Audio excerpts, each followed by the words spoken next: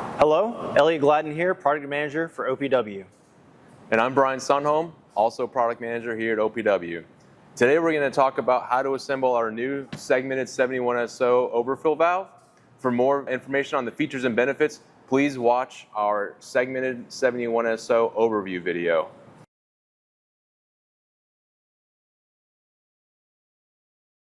So in our newly redesigned box, you can see we've got our 4 tube segments here, and on either end we've got foam padding to help prevent shipping damage.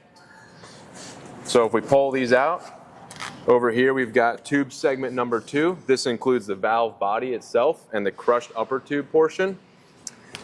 On the other side, we have tube segment number 4 that comes pre-installed with a new tube joiner, which we will talk about a little bit later.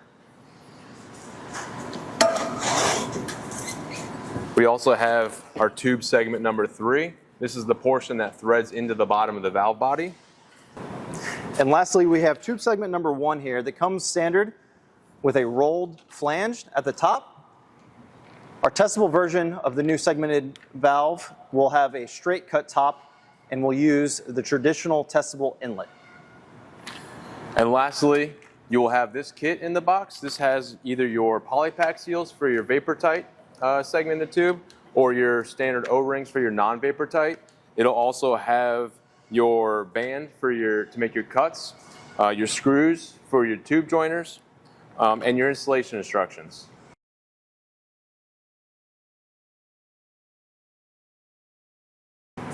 So now that we've shown you the packaging for our new 71SO segmented drop tube, we'd like to go a little bit more into the change and installation instructions that will go along with this new item. The changes to the installation instructions start with identifying your sealing surface for your 71SO segmented overfill valve.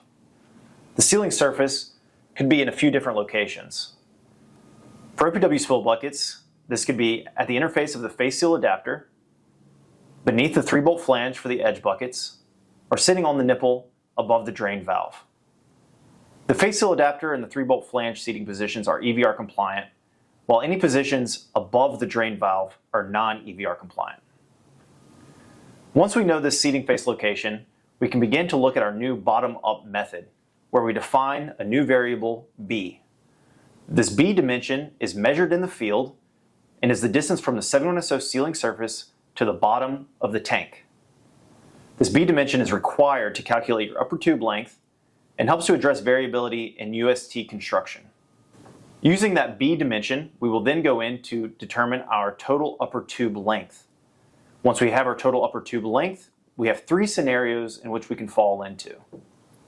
These 3 scenarios will determine which segments you cut and where you cut them. Before we get into our calculations, we need to look at what we know.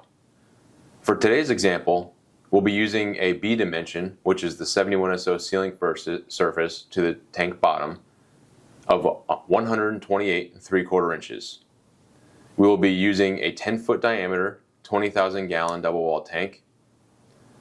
And looking at our tank chart, the dipstick number at 100% volume from the tank chart is 118 3/4 inches. This gives us our Y value. We will also be using 95% initial shutoff. Please refer to your AHJ requirements for your area. Now that we have our givens and our B dimension, we can begin to look at our reference calculations. At 100% volume, the gallonage on our tank is 19,782. Looking at a 95% shutoff, we will take that value and multiply it by 0.95. This will give us 18,792.9 gallons. We locate this volume on the tank chart at or just below this volume. Looking at our tank chart, we see that at 18,790 gallons, the dipstick value is 106 1/4 inch. This is our X value. We then go in to calculate 2 reference dimensions, Z and C. Our Z reference dimension is Y minus X, so 100% volume minus our 95% volume dipstick numbers. This equates to 12 1/8 inch. We can then take that Z value and plug it into our C reference dimension. C is making sure that our overfill valve is sitting far enough into the tank to fully actuate.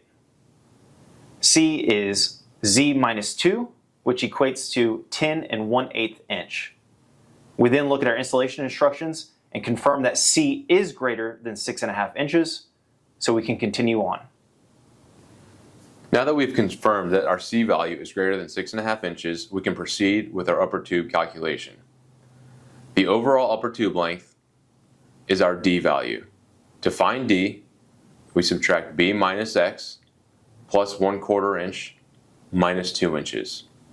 When we plug in our values, our upper tube overall length comes to 20 3/4 inches. And now that we have our upper tube length, we can use that value to identify which scenario we will be following today in our installation instructions. Looking at Table 8 in your installation instructions, you can see that 20 3/4 inches falls into scenario 1. This is more than or equal to 20 5/8 inches and less than 45 11/16 inches. Since we know we are in scenario 1, we can begin to calculate the lengths of segment 1 and segment 2 of our drop tube. For scenario 1, segment 1 is always going to be a constant. This constant, F, is 4 1/4 inches. Segment 2, which we apply the variable G, is your upper tube length, D, minus 4 9/16 inch. For this example, this equates to 16 3/16.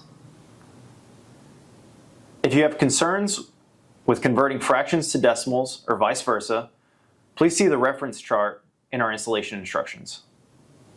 For further assistance with your installation, please refer to the Segmented 71SO installation instructions. Or you can go to the OPW app and use the calculator under Tools.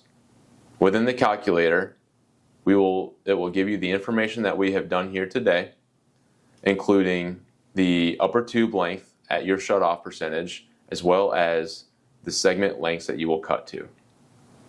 You can also email the results to yourself so that you can use for future reference or for regulators during installation. So now that we've determined that our upper tube length will be 20 3/4 inches, we now know that we fall in scenario 1 of our instructions, so we'll follow the rest of the instructions to cut our segments 1 and 2 for our upper tube. And we'll get into it now.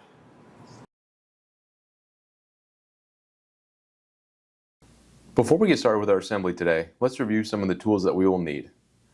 We will need the new 71SO-Seg tool. This includes the 3/16 inch drill bit with stop and a punch. You'll need a drill, a hammer, a tape measure, a fine-tooth hacksaw, a fine half-round file, a T20 Torx bit screwdriver, fine grit sandpaper or steel wool, some black moly grease, a torque wrench, and a band clamp. All right, so now that we've determined that we're scenario number 1 in our installation instructions, we now know that we actually have to trim tubes 1 and tubes 2. One thing to note is that when this comes out of the box, this tube joiner here will actually be inserted loosely into the top of tube 2. This makes it easier for packaging, but it is also easy enough for you just to pull right out and get to work. Now that we know we are in scenario 1 and our upper tube length is 20 3/4 inches long, we can look at our installation instructions and see that tube 1 should be 4 1/4 long and measured from the flange down to the cut line, where we will make a mark. We also know from scenario 1 and the upper tube length that we calculated that tube 2 should be 16 3/16 long, measured from the seam where the 71SO valve body meets the tube. We will measure down from that seam, make a mark at 16 3/16, and that is where we will make our cut. So now that we've done our measuring, we'll use this band that comes in your kit, that comes in the box, and we'll put it around the tube, and we'll tighten it.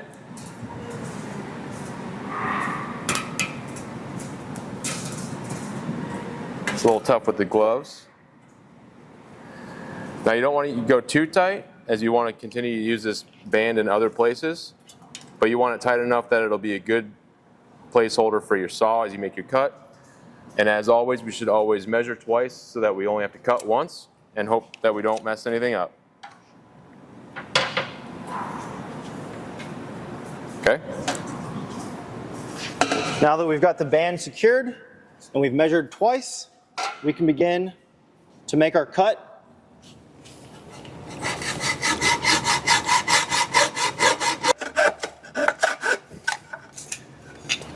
All right.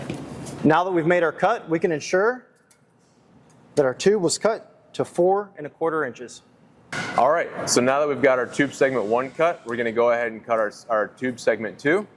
Now, we're gonna go ahead and measure twice so that we only have to cut once. We've already got our band here in place, but we're gonna double check. And remember, we measure from the seam, and we're looking for 16 3/16.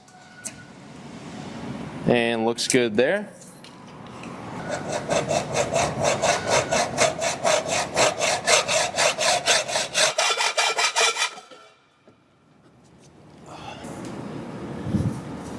And we're right at 16 3/16. Now that you have both tube segments cut, you begin to file and chamfer your cut edges to allow for easy insertion of the new tube joiner. You can now take sandpaper and go around that same edge to clean up where that file just went across. Now that we've done tube segment 1, we can begin to do tube segment 2. So while he's finishing up that, I'll get started on this segment here.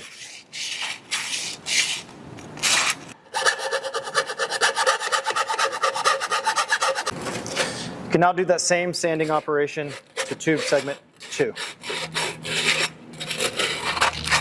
This is actually a good time to introduce our new 71SO tool that will be required.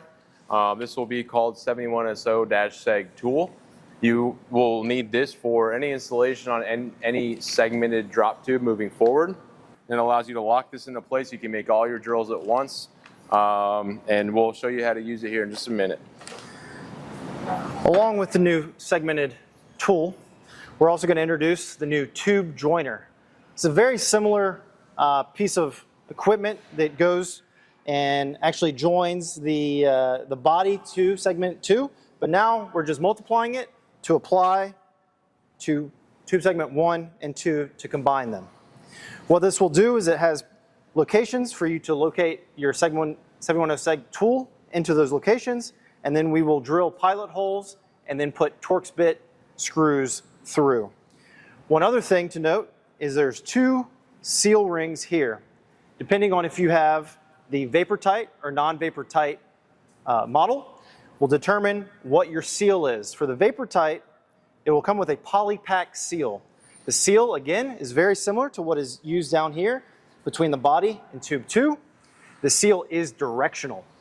So follow your installation instructions to make sure that you are installing the polypack seal in the correct direction. We will put that polypack seal on the bottom groove. Then we will take another one and apply it, install it to the top groove.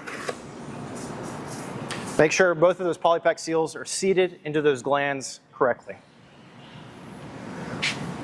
All right, now we're going to take some black moly grease and grease up the seal so that it goes into our tubes nice and easy.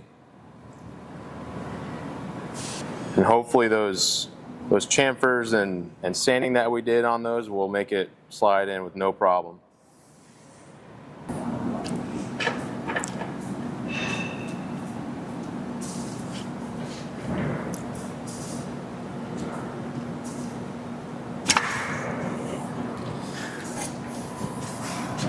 Now we will put tube segment 1 on top.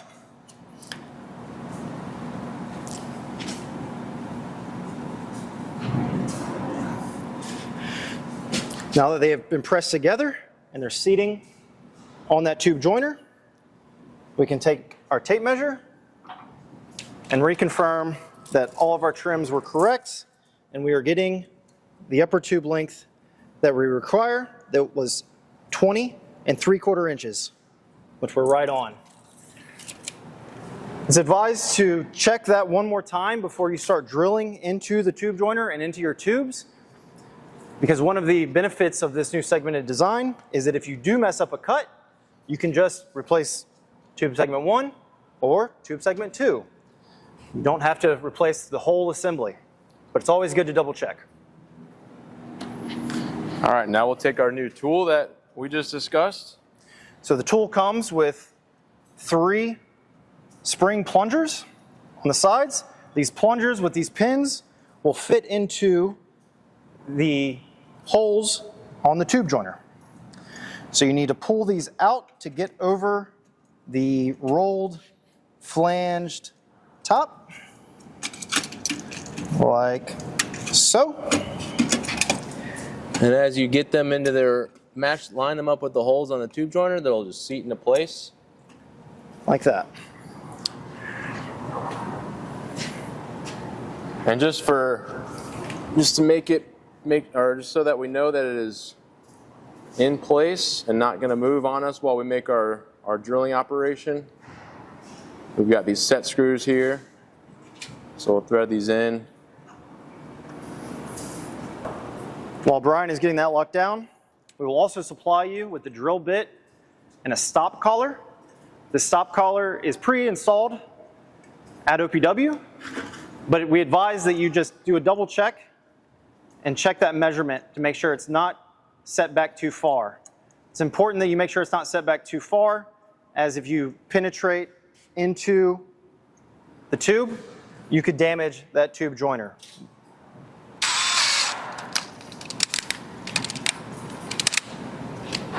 You can use an electric drill to complete this operation. You will now have 2 holes per side, or per 3 segments. One to connect to the tube 1 and one to connect to tube 2. We can make our drill at this point.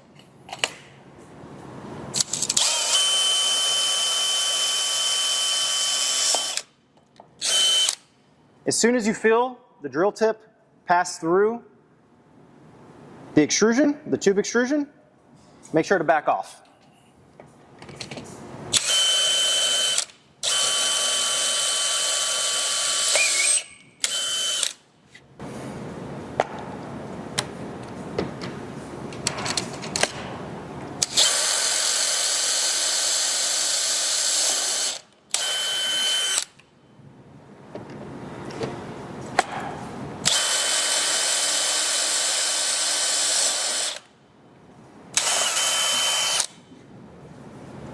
You want to double check that you have penetrated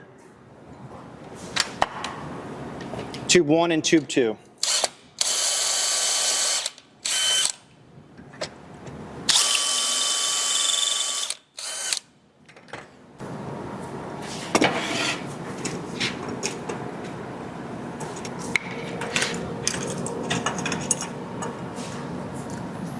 All right, now that we've got our holes drilled, we're going to go ahead and make our dimples. And these dimples are going to be for where the screws go and to connect the tube segments.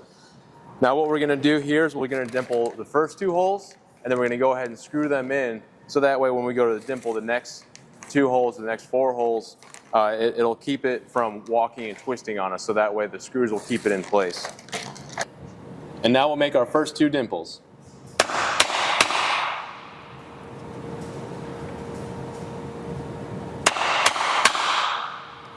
Like I said, we're going to go ahead and screw these in. We recommend applying a little bit of black moly grease to the screws if you have it available. This will make cutting the threads on the tube joiner easier. One added benefit of this new design is we have changed these screws to have a Torx bit head. It's a T20 head.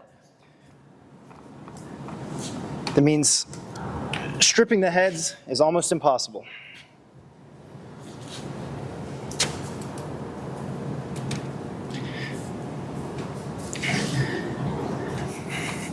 If you grease up the screws correctly, they cut into the tube joiner like butter. We do require You use a manual screwdriver at this point. Using an electric screwdriver to do this operation can lead to the threads stripping on the screws. So now that we've done one side, we will continue around the circumference.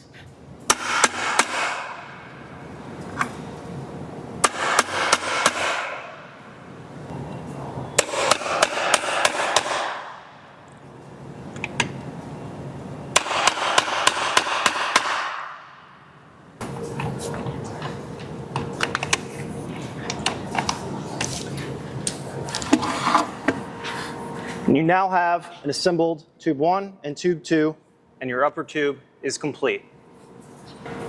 All right, so now that we've got our upper tube assembly complete, we're going to set this to the side for the time being. And we're going to now assemble our lower tube. That consists of our tube 3, which already comes with your holes pre-drilled, so you don't have to worry about using a tool, the 71SO tool in this portion. And then your tube 4, which already has your tube joiner pre-assembled from the factory. So all we have to do for this one is take our polypack seal, put it in the groove, grease it up, assemble the tubes, dimple, and screw them together.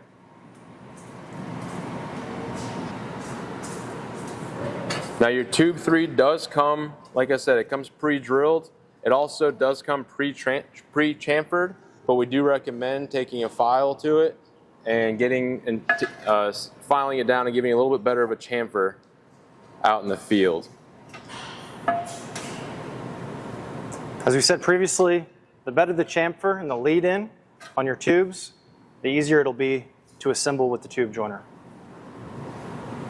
All right, so we got our grease. Now that we've got the grease applied, we can take tube 3,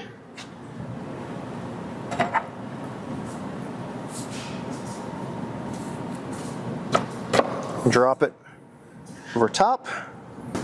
Now we can line up where the holes were on tube 3 to right above where they are on tube 4 and begin our dimpling process.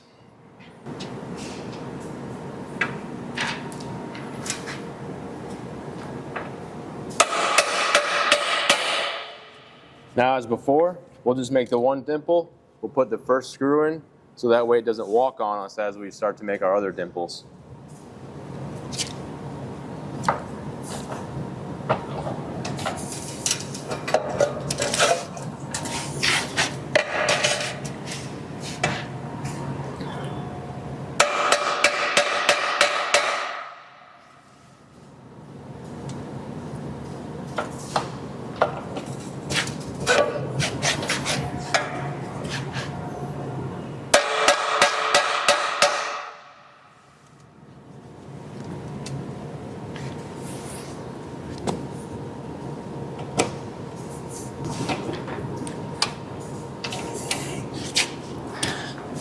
And with that last screw, our tube segments 3 and 4 are assembled. All right, and now we will assemble the lower tube to the upper tube. While Elliott's making room on the table for us,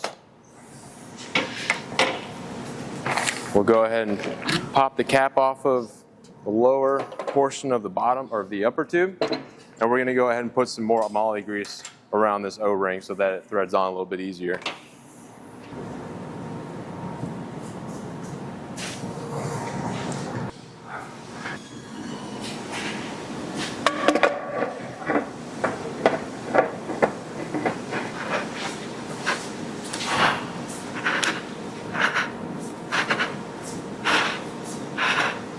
Lay that down.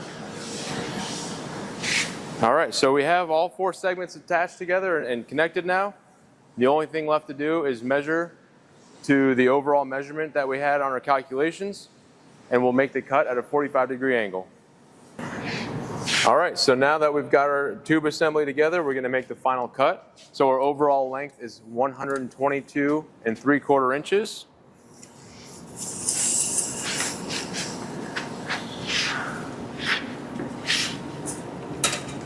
This value comes out to the B dimension that we measured at the very beginning of this, -6 inches. We will then cut that on a 45-degree angle. But remember, the distance from the bottom of your drop tube to the bottom of the UST can differ depending on your region. So always consult your AHJ to figure out what your regulation is in your area.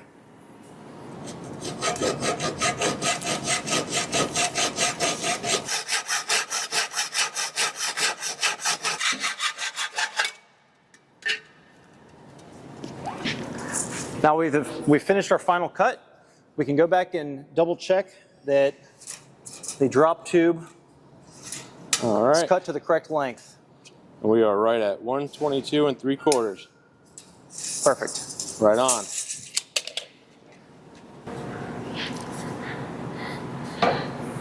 And here's our final product.